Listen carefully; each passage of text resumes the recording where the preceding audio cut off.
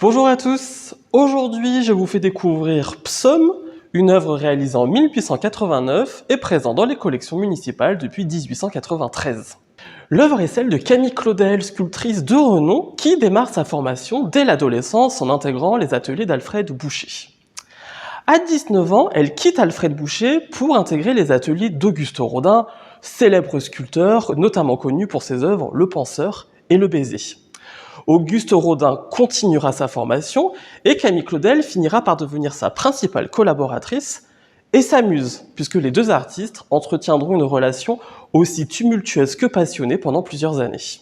C'est durant cette époque que Camille Claudel réalise cette sculpture considérée comme l'une de ses œuvres emblématiques. Ce bronze de 45 cm de haut représente une jeune fille aux yeux clos et à la bouche légèrement ouverte. Cette jeune fille encapuchonnée porte une coiffe tourangelle qui se caractérise par un peigne en forme d'éventail. Les traits du visage sont lisses et permettent de souligner l'aspect paisible de la jeune fille.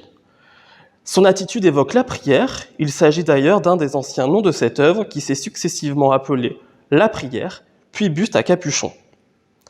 Enfin, le socle est marqué par la signature de l'artiste et celle du fondeur, Gruet.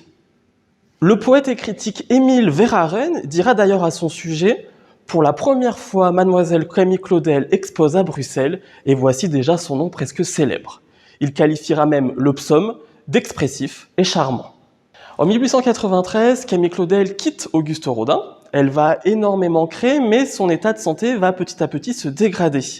Elle finit par être internée à l'hôpital psychiatrique de Montfavet, près d'Avignon, où elle y finira ses jours à l'âge de 79 ans en 1943. Étonnamment et malgré toute cette renommée internationale, Camille Claudel fut relativement oubliée de l'histoire de l'art. Deux événements récents viennent mettre en lumière l'artiste et son travail.